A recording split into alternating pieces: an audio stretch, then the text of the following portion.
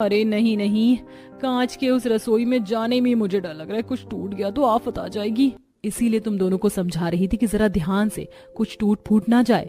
अब अगले दिन सीमा पहली रसोई की रस्म पूरी करते हुए कांच की रसोई में खाना बनाती है। सामने से कांच की रसोई से तेज धूप की किरण सीमा को पसीने से तरबतर कर रही थी। अरे बाप रे दीदी, यहाँ तो कितनी गर्मी है, ये बर्तन कितने चमक रहे हैं और भारी भी हैं। इसीलिए कह रही हूँ, नाजुक चीज है, इन्हें संभाल कर और ध्यान से ही काम मिलाना।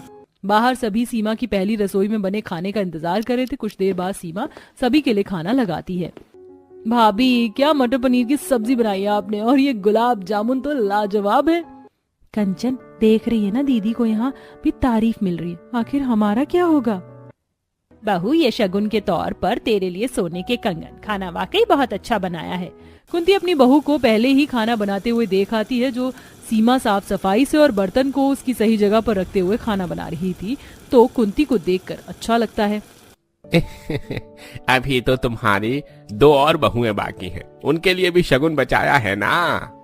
वो तो खाने पर है कि उनके हाथों में खाने का कितना जादू है जो मुझ पर चलेगा।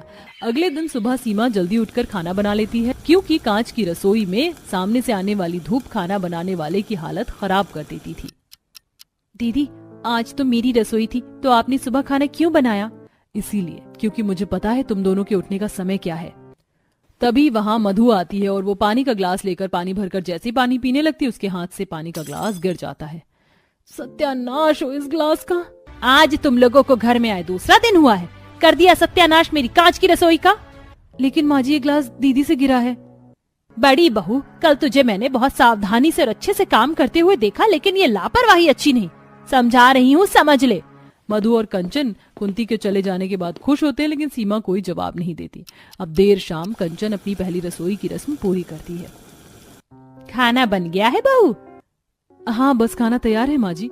अब जैसे ही कंचन सब्जी से भरा कांच का कटोरा लेकर किचन से निकलती है और डाइनिंग टेबल की तरफ बढ़ती है, वैसे ही कंचन के हाथ से वो कांच का कटोरा गिर जाता है। कर दिया सत्यानाश इसने। इसे तो सासू माँ शगुन की जगह गालियां देंगी। और होता भी वही है जो सब सोच रहे थे। कुंती कंचन को खूब खरी खोटी सुनाती है। भर गया पेट, हो गई तसल्ली। मुझे लगता नहीं माँ, ज्यादा दिन आपकी कांच की रसोई टिक पाएगी। माँ जी, आप गुस्सा मत कीजिए, मैं इन्हें रसोई संभालना और सहजना सिखा दूंगी। उसी में भलाई है। कंचन के साथ पहली रसोई में जो कुछ होता है उससे मधु डर जाती है, लेकिन उसे भी पहली रसोई की रस्म तो निभानी थी। अब उसकी बारी थी। सब कुछ ठीक से हो जाने के बाद जब डाइनिंग टेबल पर मधु सबके लिए खाना लगा रही होती है, तभी उसके साड़ी के पल्लू से कांच के कई ग्लास गिरकर टूट जाते हैं। कोई बात नहीं